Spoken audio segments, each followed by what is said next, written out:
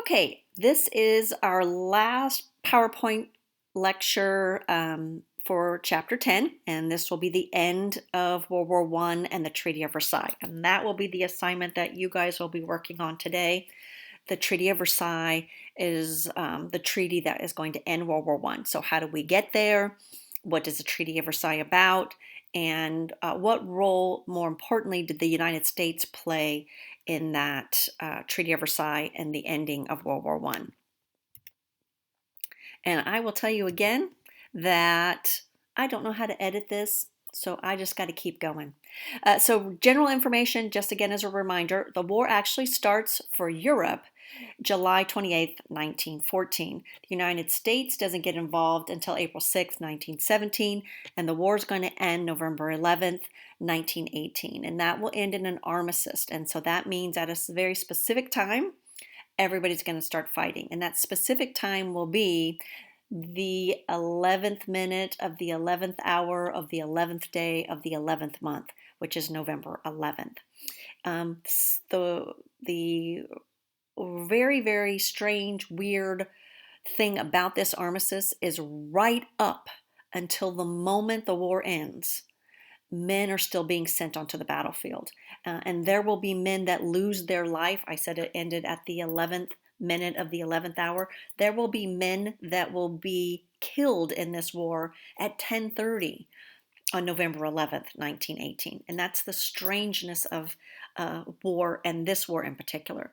Almost 8 million people will be dead, and Russia is going to have the largest loss of life. And again, that is a number that is astronomical. 22 million will be wounded, and the map of Europe will be greatly changed as a result of World War I. Here's a visual on the actual men killed in battle, and you can kind of see how all of that relates to each other. We already talked about the 1.7 million in Russia, 1.6 in Germany, 1.3 in France, and then gets smaller as we move down. One of the things that's important when we look at these numbers is the war numbers are usually given into two categories: casualties and killed in action. KIA, killed in action, is exactly what it means. Those are men, women that have been killed in battle. Casualties include two categories: KIA, killed in action, and then also a casualty means you cannot return to the battlefield. So a loss of a limb, battle fatigue, an injury so severe that you cannot come back to the battlefield. So that's called a casualty. And for armed forces, that's the number that they really look at, because that's the number that their armies or their fighting forces has taken as a big hit. Treaty of Versailles is going to be June 1919. Treaty of Versailles is going to be signed in the Treaty of Versailles, which was a palace for the kings of France. Louis XIV builds it, Louis XVI, Louis XVII, and Versailles becomes a really important part of the history of conflict between France and Germany. So we got these three countries that really are driving the treaty: France, the United States, and Great Britain. So we got to look at what these three countries want going into the treaty.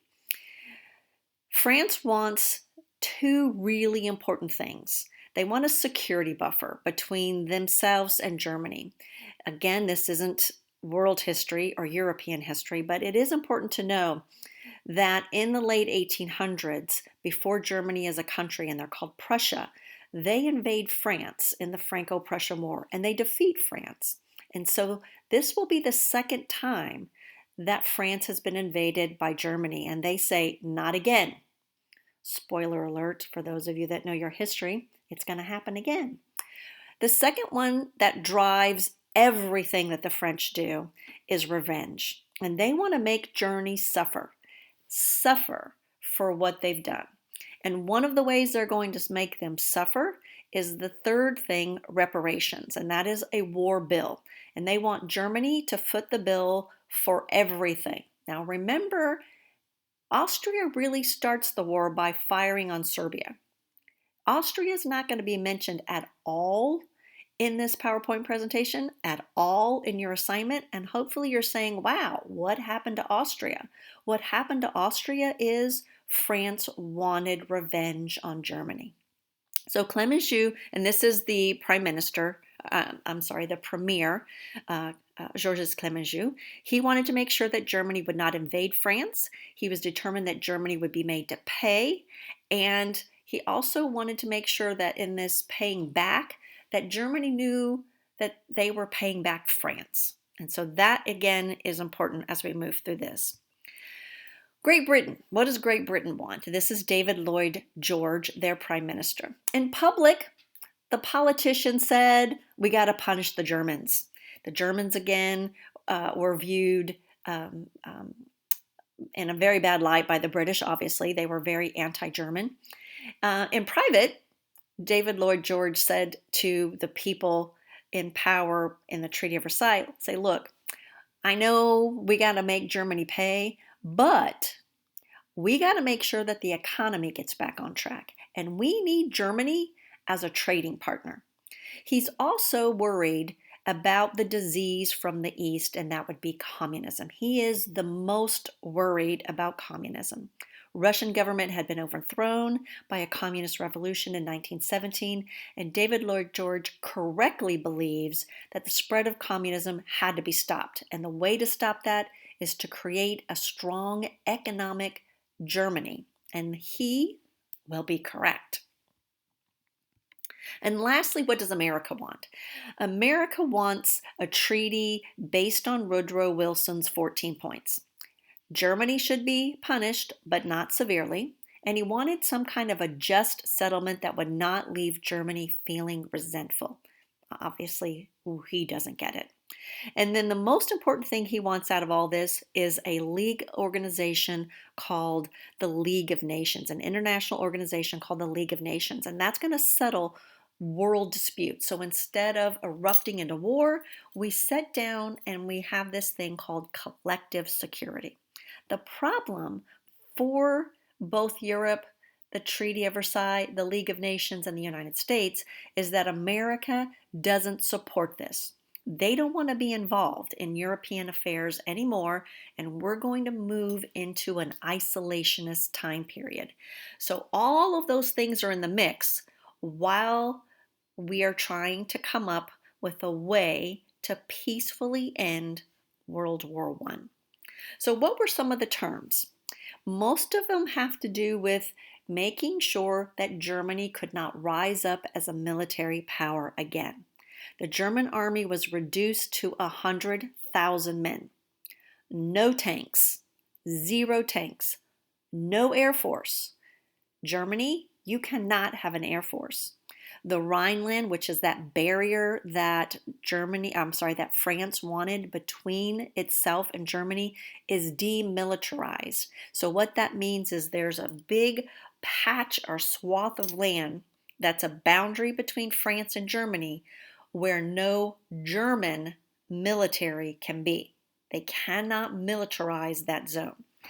The Allies were to occupy the west bank of the Rhine River for 15 years. So for 15 years, the Allies, and think really the French, are going to occupy a part of Germany. So the French army, and for the most part, maybe a little bit of British and maybe a little bit of the United States, is going to occupy a part of France.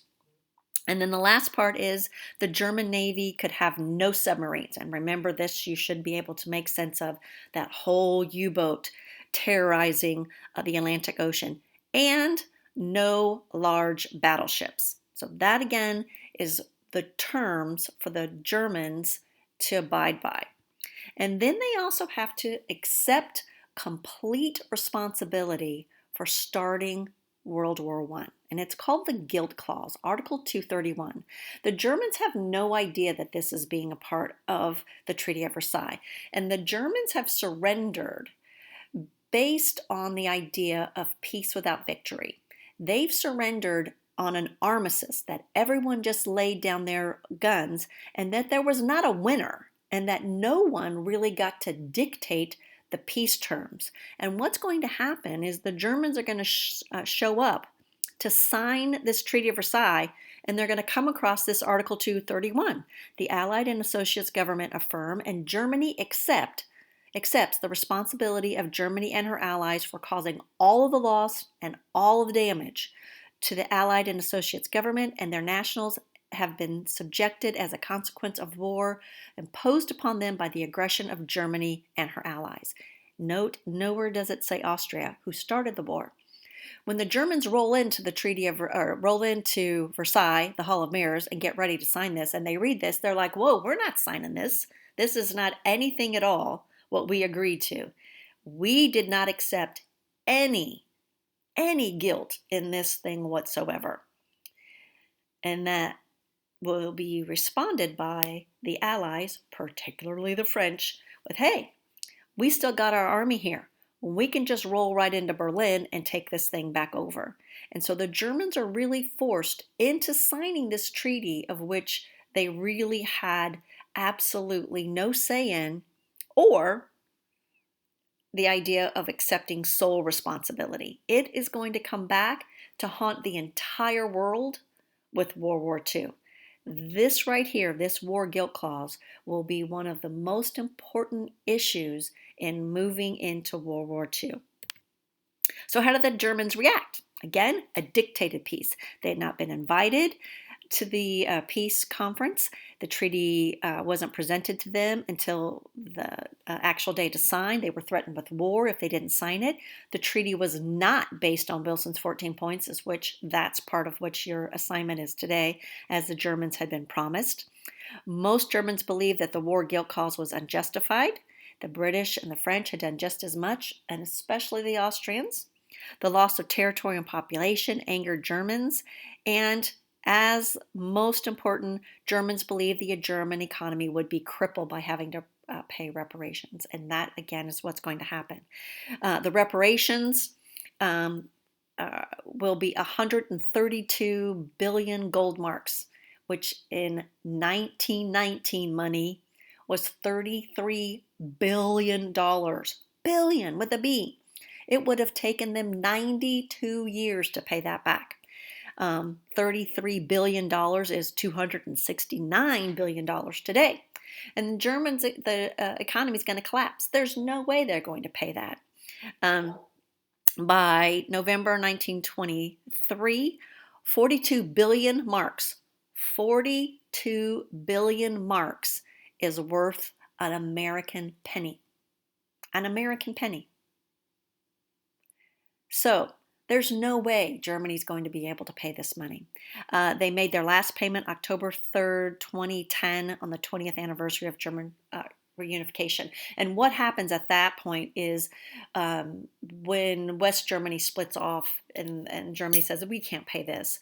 And there is a settlement that says, "Germany, when you come back to one country, you can just pay off the interest." And so in essence, what they really just paid off was the interest. But they again, have paid off the debt that was agreed to by the rest of the world. And then lastly, this League of Nations things that we've been talking about. What was the League of Nations? An international alliance for the preservation of peace with the headquarters in Geneva, Switzerland. And Switzerland was selected because it is a neutral country. The League existed from 1920 to 1946. The first meeting was held on November 15th. 42 nations will be represented. The last meeting was April 8th, 1946, and that meeting was suspended and superseded by what the League of Nations then becomes is the United Nations. The League of Nations is never going to be a powerful entity until 1946, and it becomes the United Nations. Basically because the United States never joins.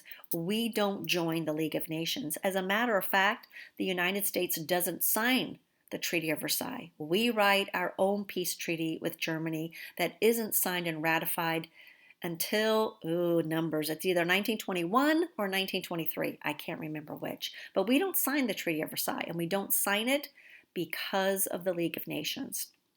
So that takes us to the end of chapter 10.